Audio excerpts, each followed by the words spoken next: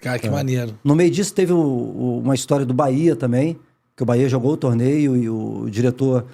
Só que aí, depois foi o Bahia. Quando o Flamengo ligou, meu pai veio conversar comigo e perguntou o que eu achava. Eu falei, pai... Você já era Flamengo? Eu era Zico, né? Aquela época mesmo? era Zico. Porque é verdade, eu sempre cara. falo essa história, de ver, porque eu fui Flamengo depois. Eu comecei sendo Zico. Eu já falei isso pro Zico. Eu era Zico Futebol Clube, assim, e eu tinha uma... Até hoje, né? É meu amigo hoje, eu já encontrei várias vezes com ele. Até hoje, parece que eu sou aquele menino de 13 anos de Vila Velha, assim. É uma emoção sempre muito grande. E aí depois, com essa idolatria por ele, eu passei a ser Flamengo e aí minha história não tinha jeito, né? O Zico é um cara... É um ser, né? Especial, porque Ele assim... muito especial. Atende todo mundo. E ele lembra das... Pô, o Zico tá com 70 anos. Ele veio aqui logo no início do canal. No início, ele foi o segundo, terceiro, quarto convidado. Tá aqui no nosso banco de dados. Se você quiser assistir depois. Banco de dados foi foda, né? No nosso... tá aqui no nosso repositório de vídeos. Banco de dados foi foda. Aí... Cara, assim... Ele tá sempre de boa. Não, claro que eu vou... Sabe, ele mandou uma mensagem na véspera pra mim. Foi na segunda-feira, no domingo. Ele... Vê se 7 horas tá bom pra você ou te atrapalha. Senão eu mudo aqui. Eu falei, pô, tem alguma coisa errada no mundo. Essa porra é Mercúrio retrógrado. O Zico mandando mensagem domingo. Ô, frangueiro, o que você prefere? Eu lembro que teve um jogo no CFZ, imprensa, assim que deu o acidente da Chapecoense, imprensa versus ex-jogadores, porque arrecadou alimentos pra mandar pra... Foi de Chapecoense, não? Foi? Mas não arrecadou alimentos. Arrecadou o quê? Ah, não, mas aí de qualquer forma tinha uma grana arrecadando pra família e tal, enfim. Foi grana, isso aí. Não me lembro direito qual foi a situação. Que teve um lance que sobrou, o Pet deu nele, aí ele veio na minha... Pô, imagina, dentro do CFZ, eu vou sair e vou dar um carrinho no Zico. Quando eu olhei, ele dominou na minha frente e riu. Bem pelado. Aí ele ameaçou chutar, eu caí. Aí depois só levantou assim, daquela... por cima. Aí só me zoando, pô. E ele lembra. Ele encontrou comigo no Maracanã. Aí, goleirinho mais ou menos, que me encontra se joga antes.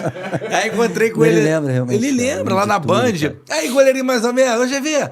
E quando a gente trabalhou no Esporte Interativo, ele tinha um programa lá, o Noite dos Craques, que ele fazia com o Vitor Sérgio, com a galera.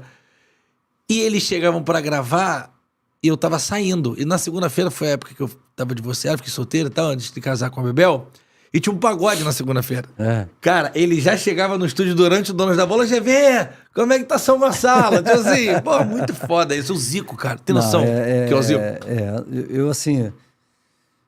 Até hoje, assim, eu não tenho muita noção, né? E da maneira que ele sempre me tratou, o respeito, o carinho, assim. Hoje, pô, ele é meu amigo, né? Eu considero como um grande amigo. E pra mim sei lá, é muito doido, assim. Você tem um cara que você, desde pequenininho, viu como algo muito grande, um ídolo. E todas as torcidas, né? E assim, eu recebo muita mensagem, né, GV, de torcedores do Flamengo, principalmente, e muitos falando, pô, sabe, você é meu maior ídolo depois do Zico. Para mim, você foi a maior revelação da base do Flamengo depois do Zico. Muitas mensagens assim. E teve um recentemente que falou, sabe, você é o meu maior ídolo. Mais do que o Zico. Eita! Aí eu falei assim, não, peraí, cara. Aí tu errou. Menos. Menos, assim. Ele falou, não. Aí o cara, pô, mas pra mim é. Porque eu cresci vendo que é a memória você afetiva. Tal, memória afetiva. Mas então é o que representa, assim. Mas eu sou desde pequeno Flamengo, GV. Então eu chego com 14 anos num time que eu era muito torcedor. Claro, tinha o Zico como ídolo, mas o Flamengo para mim já representava muito. Eu lá em Vila Velha, pequeno, e quando eu tenho a oportunidade de chegar com 14 anos no clube, a primeira coisa que eu pensei foi, olha, eu não sei se vai dar certo isso aqui. Porque é difícil. Sim. Você chega num clube como o Flamengo, tem 200 Sim. de um potencial enorme. Mas eu falei, olha, mas tirar daqui vai ser muito complicado, vai ser difícil. Maneiro. Vai ser difícil. Então eu criei, desde pequeno, um pouco essa mentalidade dentro do clube, né? E eu meio que fiz uma estratégia ali dentro, que para mim, toda passagem de categoria, para mim, era uma conquista. Então eu joguei 3 anos no infantil do clube, porque eu cheguei na época, era o Mirim, né? Aham. E eu tinha idade pro Mirim, mas eu já fui pro infantil. Aí quando eu passei pro juvenil, sub-17, eu não acreditava, assim, pra mim era uma felicidade tão grande. Aí eu comecei a me destacar no sub-17. Quem era o treinador nessa época? Era o Paquetá. Paquetá. O Carlinhos chegou a ser, o violino, meu treinador no juvenil também. Mas o Paquetá com o é mestre, muito bom. com o Dida como auxiliar. Sim. Aí depois eu chego no sub-20. E aí quando eu já me vejo no sub-20 do Flamengo, com certo destaque, capitão do time muitas vezes. Pô, que maneiro. Eu falei, caramba, isso não é brincadeira mesmo. Quem tinha na sua geração, só pra galera entender? Desse time aí do Sub-20?